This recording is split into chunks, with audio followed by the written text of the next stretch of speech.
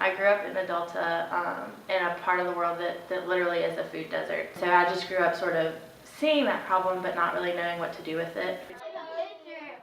So the kids that we're teaching are really, really great. They're really smart. They know already a whole lot about plant biology, and they were really quick to start understanding the food chain. Starting early with this kind of stuff is really important, and I think that if they're not exposed to it at home, then this is a chance for them to learn about where their food comes from and why it's important to eat fresh food. I think it's really important what we're doing in the classroom, because what we're doing behind the scenes is changing the food in the cafeteria. They're going to start seeing new foods that they might not be familiar with. They might not be eating those foods at home. We really want them to get excited about it, and they really have. So they're going home and they're asking their parents for more fresh foods.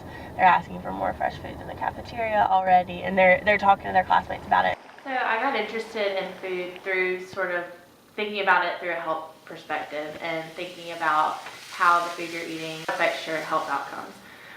But that kind of channeled into thinking about how health reflects these broader societal disparities. Who can raise their hand and tell me what the last step is of this plot?